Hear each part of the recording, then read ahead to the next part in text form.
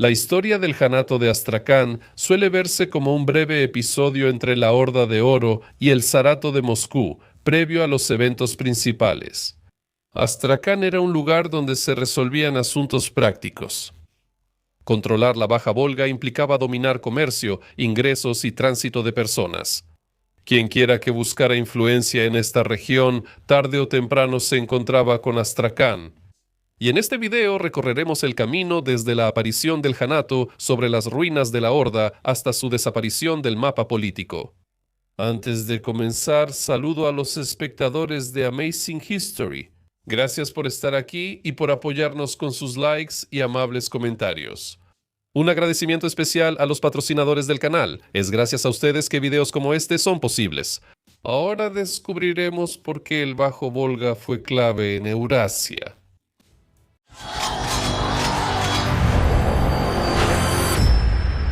Para iniciar nuestra historia, no comenzamos con el Janato, sino con su lugar de origen. El Bajo Volga era más que geografía. Por este río se transportaban mercancías, río abajo pieles y plata, y río arriba telas, especias, armas y personas.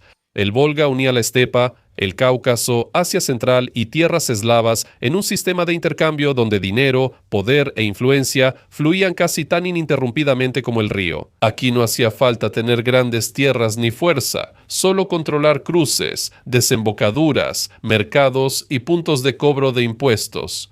El pescado nutría ciudades, la sal generaba ingresos y el comercio aportaba recursos constantes, algo que las incursiones nómadas no lograban. Por eso se aferraban al Bajo Volga.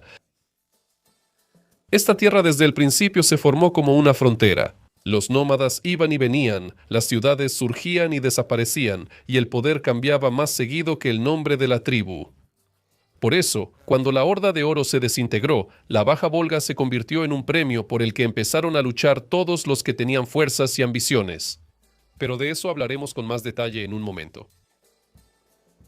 La Horda de Oro no se desintegró de inmediato en el siglo XV. Su colapso incluyó crisis, guerras internas y pérdida de regiones periféricas. Tras la muerte de Tatamish y las campañas de Timur, la Horda empezó a desmoronarse. Para mediados del siglo XV ya había varios kanatos independientes. Uno fue el estado en las tierras bajas del Volga, conocido como Hatzhi-Tarjan por sus contemporáneos.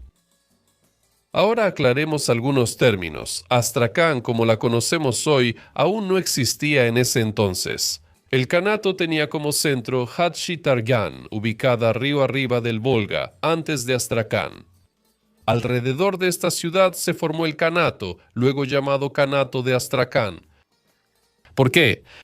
Porque cuando los historiadores de los siglos XVII al XIX comenzaron a sistematizar el pasado, requirieron nombres claros y estables. Llamar Janato de Hatzhi-Tarjan resultaba incómodo, pues la ciudad ya no existía y la región se conocía como zona de Astracán.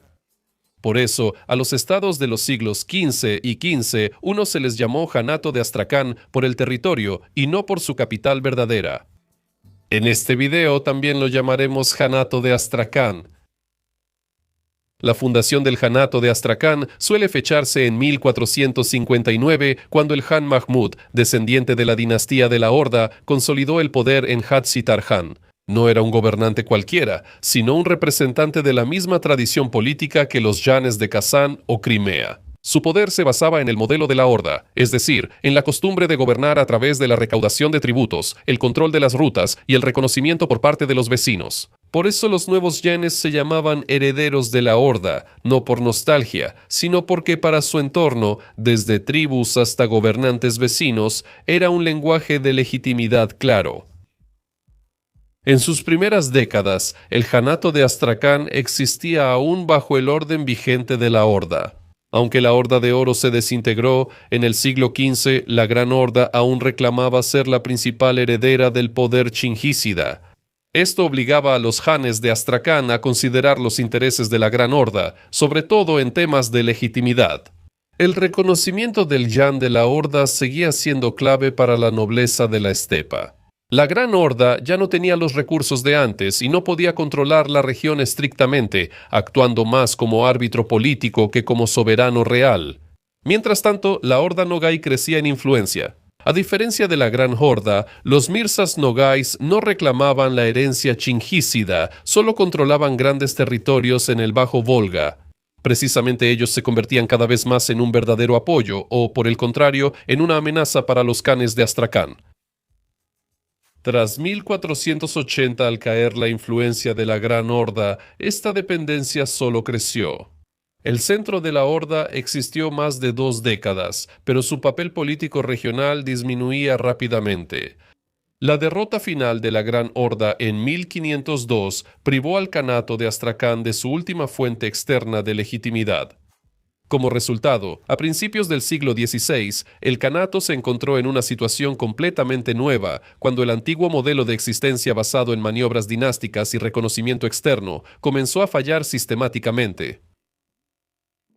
Antes de seguir, detengámonos más en la economía, ya que esto será crucial en la historia del Kanato.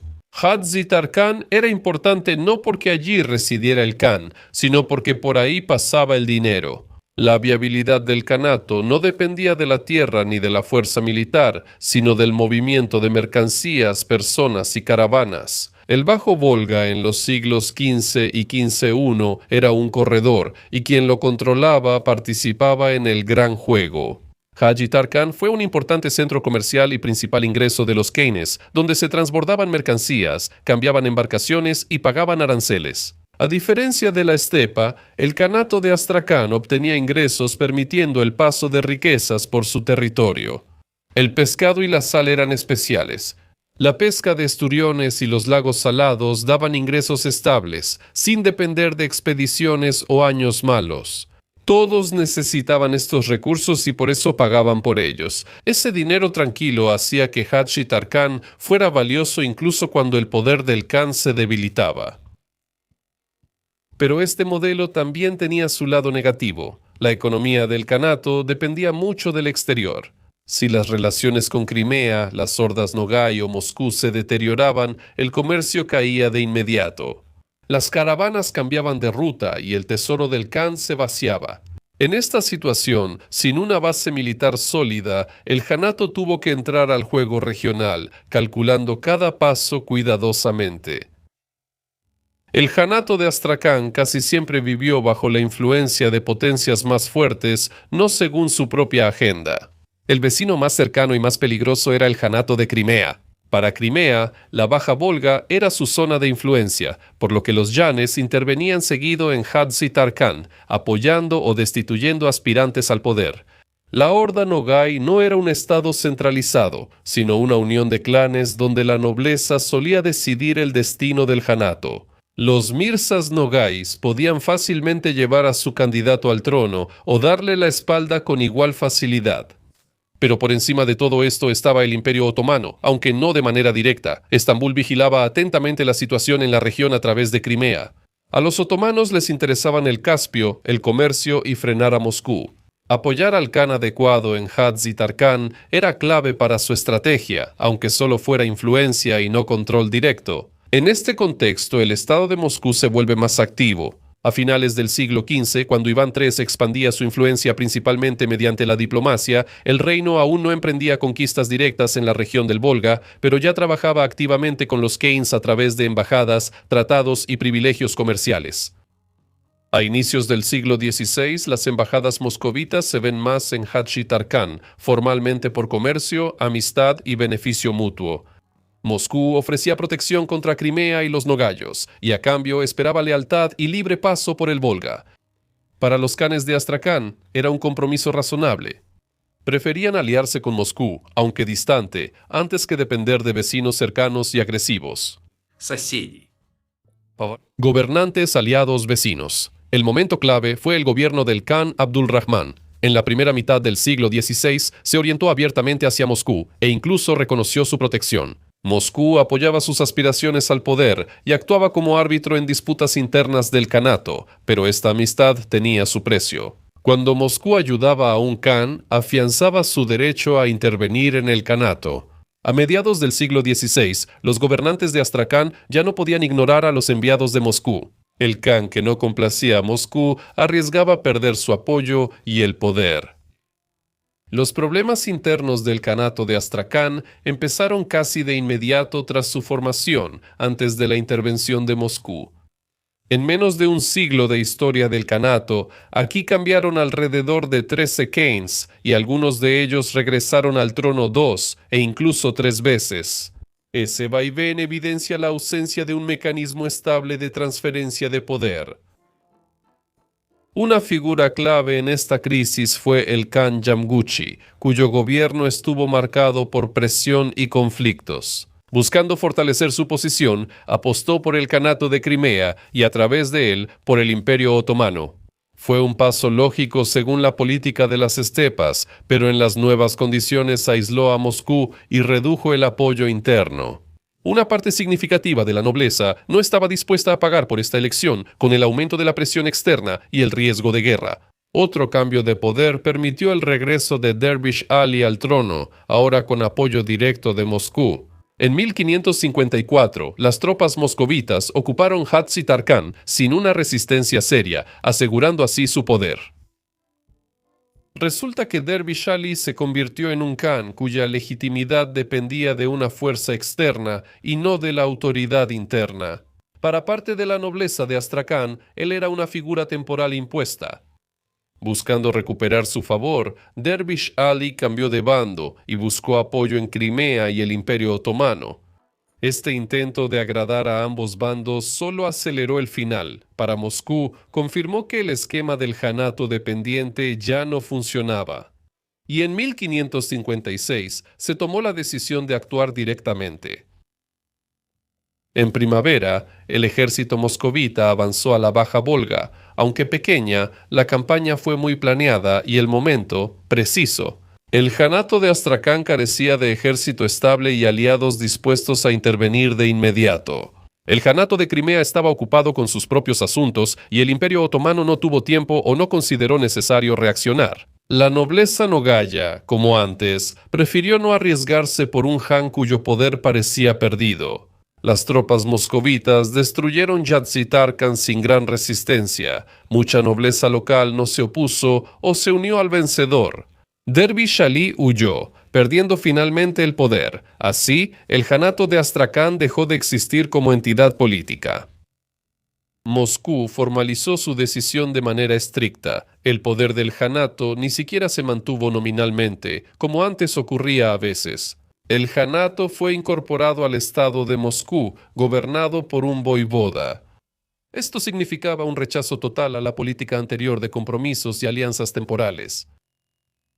Pronto quedó claro que la ciudad antigua tampoco era adecuada para las nuevas tareas. Moscú no necesitaba un centro comercial de tipo Janato, sino una fortaleza capaz de controlar el delta del Volga y repeler posibles ataques desde Crimea y el Imperio Otomano. Por eso se tomó la decisión de trasladar el centro más cerca de la desembocadura del río. Así comenzó la construcción de la nueva Astracán. El Janato se convirtió en la conclusión lógica de la política del Volga de Iván el Terrible. Tras la toma de Kazán en 1552, Astracán aseguró el control completo del Volga, desde su curso superior hasta el Caspio. Esto marcó un punto de inflexión estratégico. El estado de Moscú salió de la Rusia nororiental y se volvió una potencia euroasiática. El Kanato de Astracán desapareció porque el mundo en el que existía dejó de funcionar. La estrategia de alianzas temporales y maniobras entre vecinos poderosos funcionó en la época de la Horda, pero fue ineficaz ante un estado centralizado de nuevo tipo. Bueno, eso es todo por mi parte. Gracias por ver y nos vemos en el próximo video. Hasta luego a todos. Пока.